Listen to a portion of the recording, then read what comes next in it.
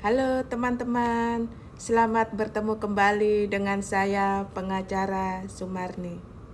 Kali ini saya akan membahas pertanyaan klien saya mengenai perceraian perkawinan campur.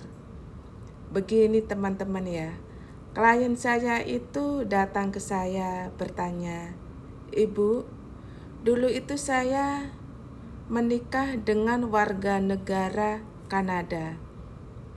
Saya itu kenal suami saya di Bali dan akhirnya saya menikah di Bali.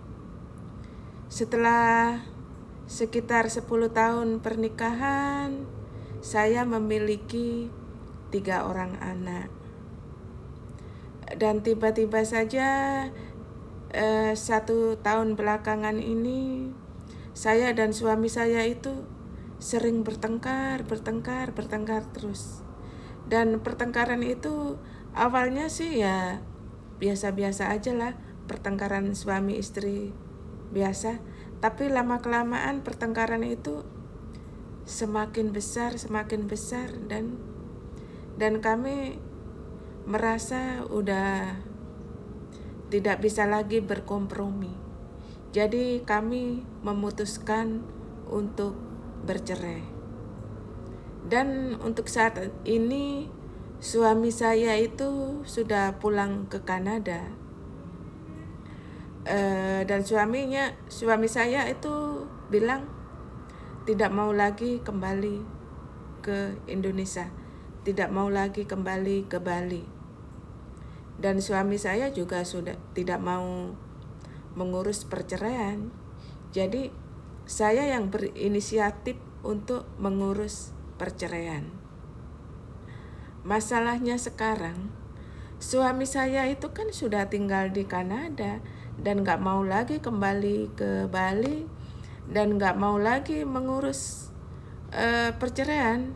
Suami saya gak mau tahu, dia cuek aja pergi ke Kanada, gak mau kembali lagi.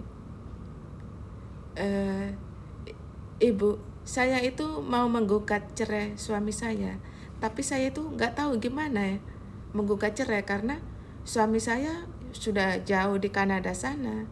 Ibu, bagaimana solusinya? Begini Bapak Ibu ya, pernikahan itu diajukan cerainya itu di tempat dulu menikah. Misalnya Bapak Ibu menikahnya di Bali, maka mengajukan cerainya juga di Bali. Jadi mengajukan cerainya itu di wilayah domisili hukum tempat dulu menikah. Jadi kalau menikahnya di Bali, mengajukan cerainya di Bali. Walaupun suaminya sekarang sudah pergi ke Kanada dan tinggal di Kanada. Terus bagaimana Ibu memanggil suami saya untuk hadir sidang?